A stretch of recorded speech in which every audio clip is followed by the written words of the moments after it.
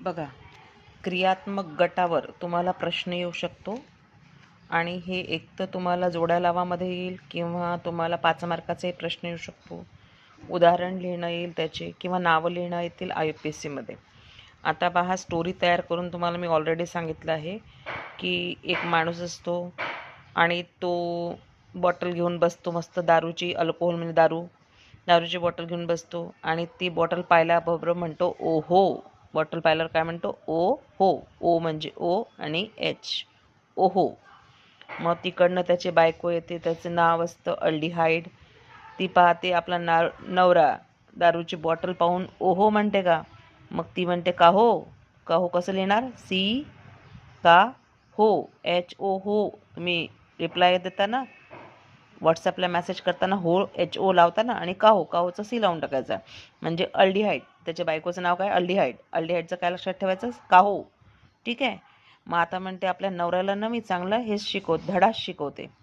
ती त्याच्या ग्लासमध्ये ॲसिड म्हणजे आम्ल आणून टाकते. आम्ल म्हणजे ॲसिड, कार्बोक्सिलिक आम्ल. मग ते आम्ल टाकल्या तो पियायला घेतो, तोंड उघडतो. मग तोंड त्याचं जळलं, ते उडते त्याच्या डोळ्यावर. त्याचे डोळे, 2 डोळे भासतात आणि मग त्याच्या हाताला चटका लागतो, म्हणजे एच, हँडचा एच. तर कार्बोक्सिलिक आम्लाचं सूत्र काय? COOH. कसं लक्षात ठेवायचं? आम्ल आलं की तोंड उघडलं त्यांनी म्हणून तोंड उघडायचं त्याचं. डोळे जळले, 2 डोळे काढायचे आणि हात म्हणजे एच लिहून टाकायचा, कार्बोक्सिलिक आम्ल. मग आता तिला असं वाटतं, चला आपला पोरगा तरी काय करून राहिला, आपल्या रूममध्ये अभ्यास करतोय की नाही पाहू. तर तो पोरगा उघडते मस्त तोंड आणि तोंडात टाकत असते कॅन्डी म्हणजे चॉकलेट गोल गोल काढला. मग ती म्हणते, काट्या होईल ना तुला किटोन. म्हणजे किटनवरनं किटोन लक्षात ठेवायचं. मग याचं सूत्र काय आहे? CO.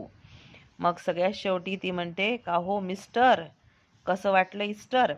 मग इस्टरवरनं कसे तिच्या मिस्टरचं तोंड भाजलं की नाही, आणि डोळे भाजले, फक्त हात सोडून द्यायचा.